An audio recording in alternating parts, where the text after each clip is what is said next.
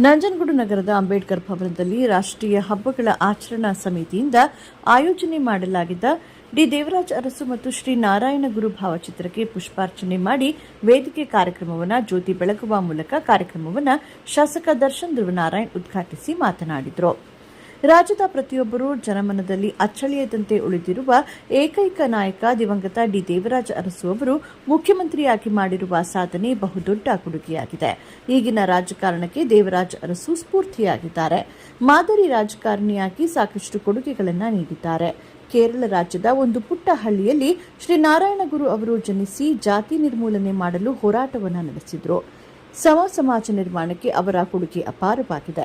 ಅವರಿಗೆ ಪ್ರತಿಯೊಬ್ಬರೂ ಗೌರವ ಸಮರ್ಪಣೆ ಮಾಡುವ ಮೂಲಕ ಇಬ್ಬರು ಮಹಾನ್ ವ್ಯಕ್ತಿಗಳ ಜಯಂತಿ ಕಾರ್ಯಕ್ರಮವನ್ನು ಅರ್ಥಪೂರ್ಣವಾಗಿ ಆಚರಣೆ ಮಾಡಲಾಗುತ್ತಿದೆ ಎಂದರು.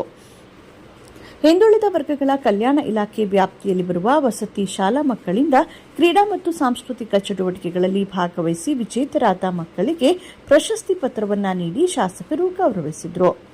ಎಸ್ಎಸ್ಎಲ್ಸಿ ಮತ್ತು ಪಿಯುಸಿ ಪರೀಕ್ಷೆಯಲ್ಲಿ ಹೆಚ್ಚು ಅಂಕ ಗಳಿಸಿದ ವಿದ್ಯಾರ್ಥಿಗಳಿಗೆ ಪ್ರತಿಭಾ ಪುರಸ್ಕಾರವನ್ನು ನೀಡಲಾಯಿತು. ಜಯಂತ್ಯೋತ್ಸವದ ಪ್ರಯುಕ್ತ ವಿದ್ಯಾರ್ಥಿಗಳಿಂದ ಸಾಂಸ್ಕೃತಿಕ ಕಾರ್ಯಕ್ರಮವನ್ನು ಆಯೋಜನೆ ಮಾಡಲಾಗಿತ್ತು. ಕಾರ್ಯಕ್ರಮದಲ್ಲಿ ತಹಶೀಲ್ದಾರ್ ಶಿವಕುಮಾರ್ ಕಾಸ್ನೂರು, ತಾಲೂಕು ಪಂಚಾಯತ್ ಕಾರ್ಯನಿರ್ವಾಹಕ ಅಧಿಕಾರಿ ಜರಾಲ್ಡ್ ರಾಜೇಶ್, ನಗರಸಭಾ ಪೌರಾಯುಕ್ತ ನಂಜುಂಡಸ್ವಾಮಿ, ಡಿವೈಎಸ್ಪಿ ರಘು, ಹಿಂದುಳಿದ ವರ್ಗಗಳ ಕಲ್ಯಾಣ ಇಲಾಖೆಯ ತಾಲೂಕು ಅಧಿಕಾರಿ ಸ್ವರ್ಣಲತಾ, ತಹಶೀಲ್ದಾರ್ ಗ್ರೇಡ್ 2 ಮಹೇಶ್, ದೇವಾಲಯದ ಕಾರ್ಯನಿರ್ವಾಹಕ ಅಧಿಕಾರಿ ಜಗದೀಶ್ ಕುಮಾರ್, ಮುಖ್ಯ ಭಾಷಣಕಾರರಾದ ಪ್ರಾಧ್ಯಾಪಕ ಪೃಥ್ವಿರಾಜ್, ವಿದ್ಯಾಸಾಗರ್ ಕದಂಬ, ನಗರಸಭಾ ಸದಸ್ಯ ಗಾಯತ್ರಿ, ಮಾಜಿ ಜಿಲ್ಲಾ ಪಂಚಾಯತ್ ಸದಸ್ಯರಾದ ಶಶಿರೇಖಾ, ಮುಖಂಡರಾದ ಮಹೇಶ್, ಖಾದರ್, ಜಯರಾಮ್, ಕೃಷ್ಣಕುಮಾರ್, ಗಿರೀಶ್ ಸೇರಿದಂತೆ ವಸತಿ ಶಾಲಾ ವಿದ್ಯಾರ್ಥಿಗಳು ಕಾರ್ಯಕ್ರಮದಲ್ಲಿ ಭಾಗವಹಿಸಿದ್ದರು.